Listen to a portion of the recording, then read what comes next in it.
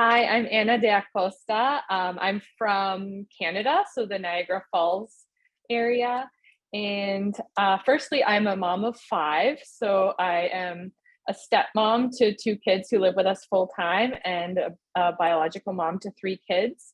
And I'm also a life coach for stepmoms and women who take care of others. And I'm a nurturer, and I'm also an accumulator and a maverick.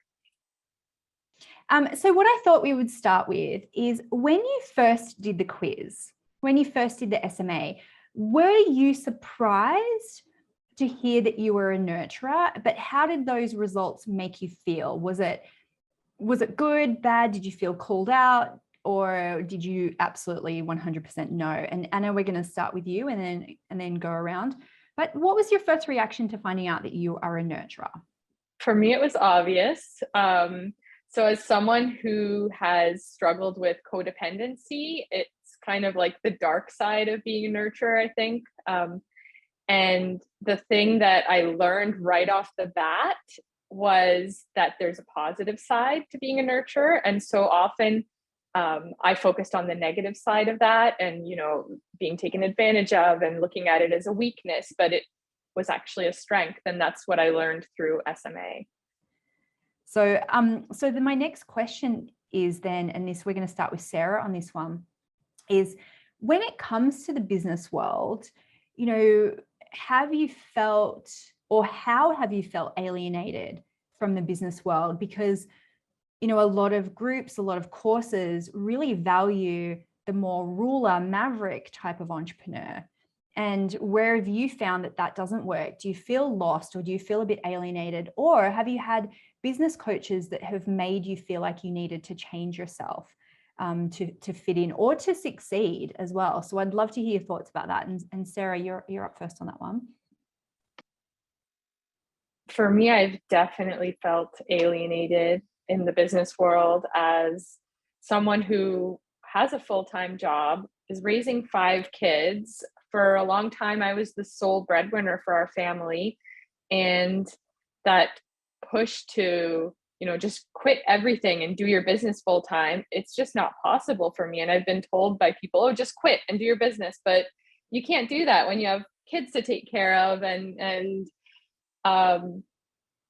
I've definitely felt like forced into, you have to show up on Facebook Live and Instagram Live and here and there. And if you don't, you're not doing it right. And feeling like, okay, if that's not the way I do it and I'm not doing it right, then I'm never going to succeed. But I've learned that if you show up in those ways inauthentically, you're not going to get anywhere. And if you keep spinning your wheels trying to do all these things that aren't right for you and don't listen to what is right for you, you're not going to get very far, right? And so my experience has been taking it really slow. And for me, my business is my passion. It's what I love in my life most, I'd say. Like that's what I do that is just for me. And so it's the thing that energizes me, that brings me a sense of purpose in my life more than any of my other roles. And I do it as an act of self-love, but I can't dedicate all my time to it. And that's okay. And I think sometimes slow and steady wins the race, right? You don't have to be like first to everything. And, when COVID happened, there was this big push from the self-help community to like pivot and show up and help other people. And I mean, for me, it was enough to just show up and be there for my family.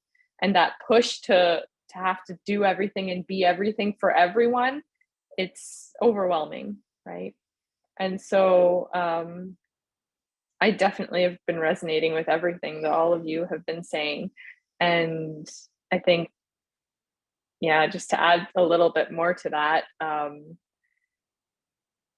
when you have like so many responsibilities and you're a nurturer, you want to take care of everyone and you want to do everything right. And I think there's this like negative tendency towards perfectionism, at least for me, there has been. And in that business world, you feel like you're not enough because you can't show up and give 100%. You can't like work 60 hours a week on your business. It's just not possible. But there is another way. And and there is a way to do it that's more aligned with who you are. And that's sort of what SMA teaches you. But I want to go actually to baby nurturer you for a moment, because often our archetypes show up so clearly when we're kids in so many ways, either little things that you did or nicknames you had or things you were teased about as a kid. So I would love to hear from each and every one of you. And Tracy, we're going to start with you first. Like, how did that show up for you as a little baby nurturer? So for me in my childhood, coming from a family of intergenerational addictions and trauma, the nurture personality was really learned in that frame of codependency and, you know, giving up yourself to give to the other who's in need. And I used to sort of caretake for both of my parents and my younger sister and try to control the situation so that, you know, they wouldn't fight or there wouldn't be drama, or, you know, always trying to control the energy of the room. And when I was younger, I would really embrace the teacher personality. So when we played like house with my sister, I was always the one who was teaching and nurturing and the mom and that kind of thing. And so that's how that showed up, like in my earlier years, I guess, being a teacher and wanting to help others. And in my school years, so I was bullied by friends at school. So I was part of the cool kid group, I guess you could say, but I was very quiet and introverted and just kind of went with the flow and went with what everyone else wanted to do and didn't really have any needs of my own. And so I would get made fun of a lot for being so quiet and not speaking up. And I think now in my older days, that's something that I still struggle with, like having my own needs and knowing that I'm allowed to have needs in certain areas, like my workplace, like I'm allowed to speak up and say what projects I want to work on and what I want to do. And yeah, so I think giving yourself away, right? Not having a sense of self is a big part of it. And that definitely showed up for me in my childhood, and still does to this day. I was just thinking, I hope no one finds this offensive, but I was thinking of that like adorable little snail. You know, you have your house on your back, you're self-reliant, you're insular, you can hide if you need to, you go at your own pace. So I'm seeing that as a compliment, not as anything negative, but it's that, again, it's that choice of I can go at my own pace, but something it sounds like is a struggle but I'm not allowed to choose. I'm not allowed. And what is it? And you can just type this in if you want to, or, you know, just even unmute yourself. But like, does it feel audacious to ask, or rude, or imposing on someone else? What is that fear around being able to choose? So for me, I've always been used to not taking up space, and I've carried that into my life in various areas. Even to this day, like if I was talking on a podcast about helping stepmoms, I would be so much more confident and able to talk because it's about helping someone else. But when it's about helping myself and stepping up and saying, hey, I need some help here, it just feels so uncomfortable to take up that space for me. And it's something that I'm not used to. And so creating more experiences in my life that I can show up and take up space and ask for help and support and have it not be the end of the world and have my needs be met rather than my needs not be met when I ask for help and support is a big thing. And I think I'm still on that journey and probably will be to the day I die. But not being used to taking up space, I think, is the root of it all for me, and not feeling safe that I can take up that space. And even like in my earlier experiences when I was bullied by friends, like I had really bad social anxiety and I would have nightmares. Like we would go out to this like roller skating rink thing where all the cool kids hung out, and we would like rollerblade for like hours and hours, and I would be there and I wouldn't say a word because I couldn't, like, I was in my head, I was always criticizing myself, like, oh, you're going to say something stupid, oh, that's stupid, don't say that, and a lot of negative self-talk. And then I would have nightmares afterwards that I was like stuck there frozen and I couldn't talk. And so a lot of like experiences like that growing up have proven to me in a way that it's not safe to speak up, and that you'll be made fun of, and that you won't be met, your needs won't be met, that it's silly to speak up. And so it's about learning how to feel safe taking up that space. And even like during this conversation, I feel like my answers are so short because I'm not allowed to take up space. So I'm trying to make this one a little longer to push myself.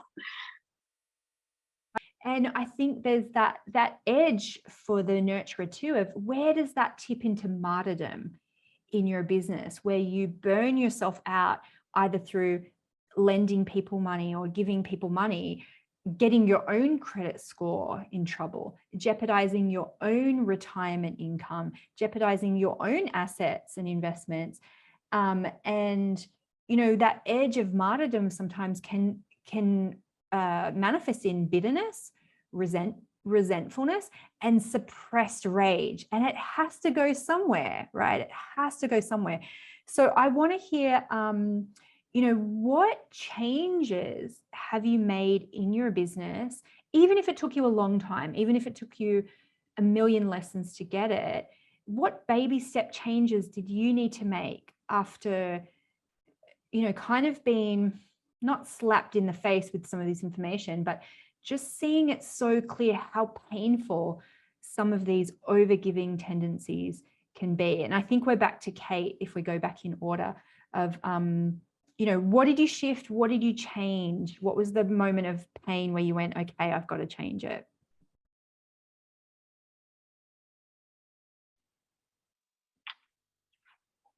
So for me, it was a very similar experience where I stopped when I first took SMA.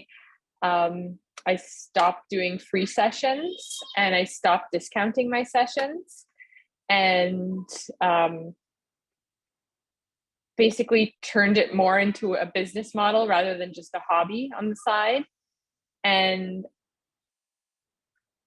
now I'm really embracing like that I haven't given up yet, because it's been almost 5 years that I've been doing my business on the side with like very minimal time that I'm able to dedicate to it, but like so much love that I dedicate to it and so much that I get back that isn't necessarily measured in money or outward success, but it's measured in like the energy that I have and that I get back from everything I put in. And I think, Denise, you always say like new level, same devil, right?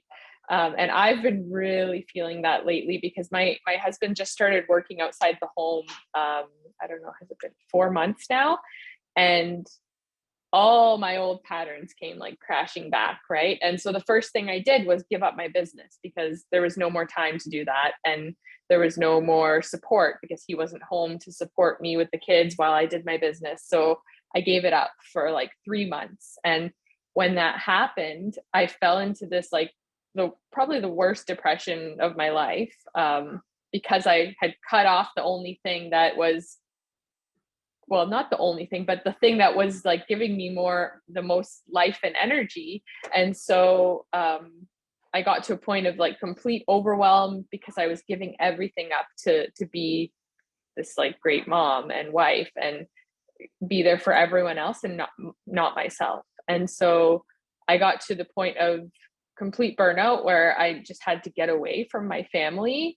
And I went on a yoga retreat for the first time in my life for 3 whole nights and completely like got my sense of self back, and not just my sense of self, but a renewed and better version of me that is better able to take care of myself. And I mean, I know we all hear that like oxygen mask analogy, but doing better is not like, you know, you might know better, but you don't always do better.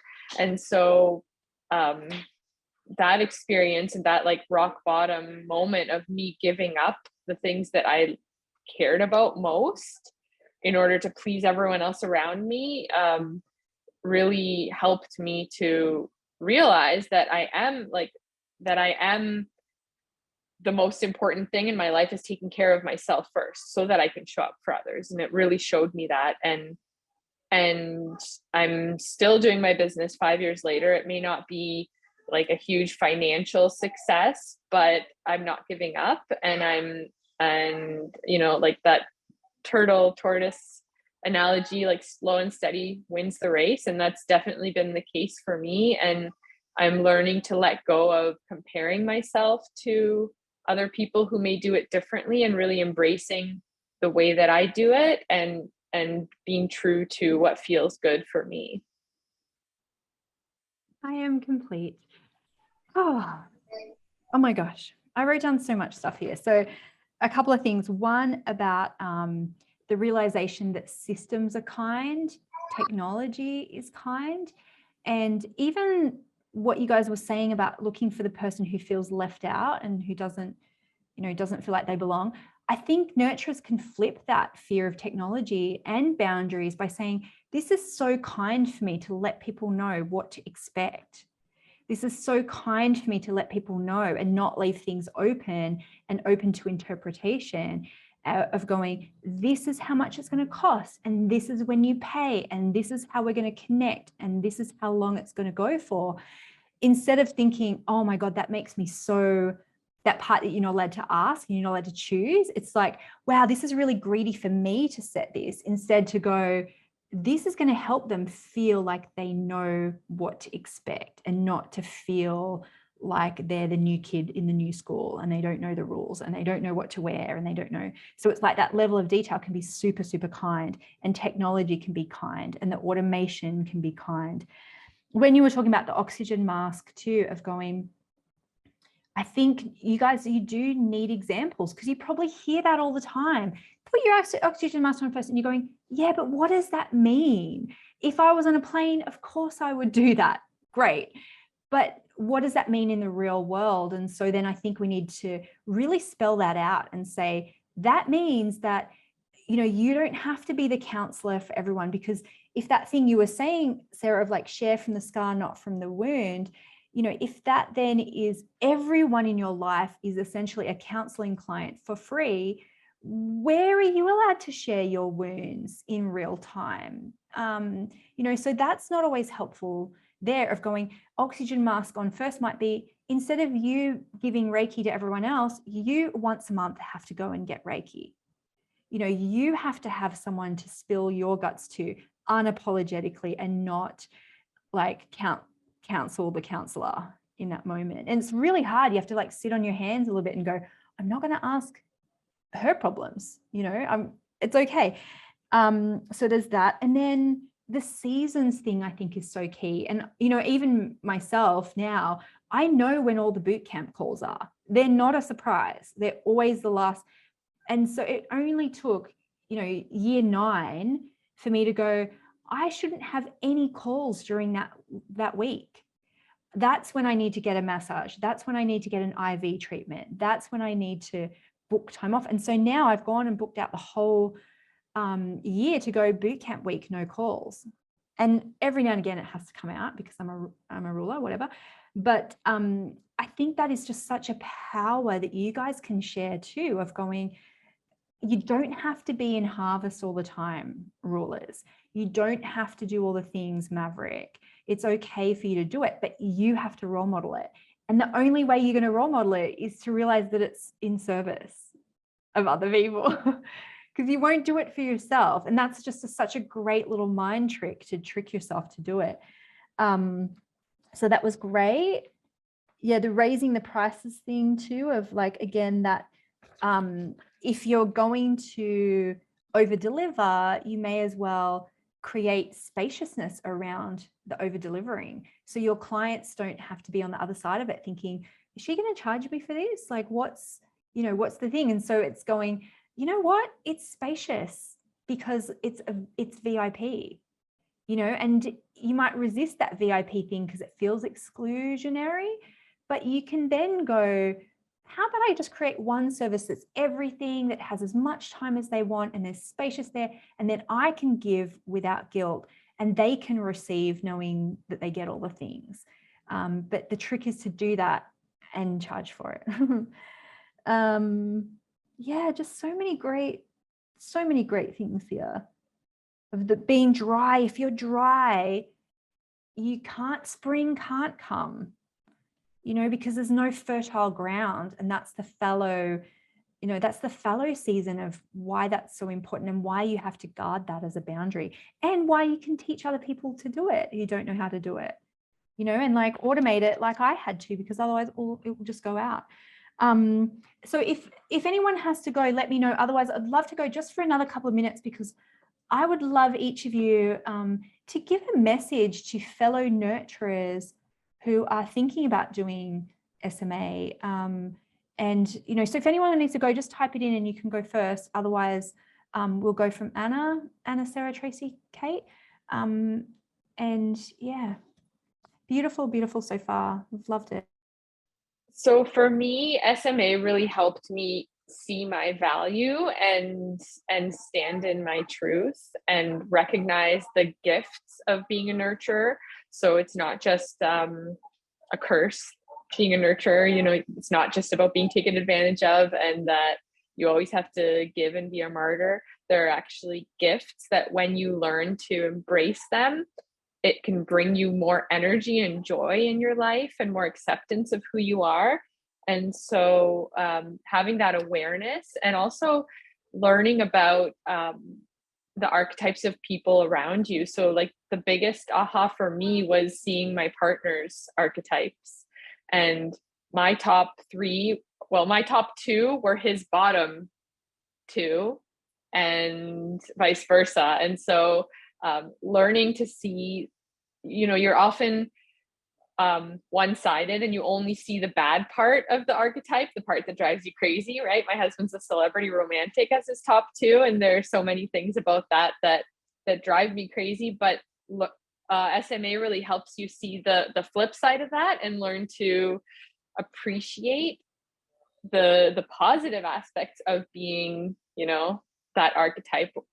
So there's a good and bad that comes with everything. And so it helps you have that realization for yourself, and also to appreciate the other people in your life who bring other things to the table. And so it was a really eye-opening experience for me, just being able to see that. And it's a very nurturing space for the nurturer. Just the structure of the program, I think, where you get to interact with people and be in a community that doesn't end when the program ends, and you can really have that place to fall back on. And yeah, I think if you're considering joining SMA as a nurturer, I think you'll really find a lot of clarity in learning more about yourself and what you can bring to the table, and doing business or life, because it doesn't have to be business, right? I've applied so many of these principles to my day job and to my job as a mom. And so you really learn how to make it work in a way that's unique to you. And it's not like a cookie cutter thing where you have to fit into what someone else is telling you to do. You really learn how to do it your own way. It's really special. Sorry, screaming kids in the background. So, are you a ruler, a connector, or a maverick? Hang on, maybe you're more of a romantic or a celebrity. Take the money personality quiz right now and find out which of the 8 money archetypes you are. And then I'm going to teach you how to profit from your strengths and make money in your business based on your natural personality. Click below and find out more.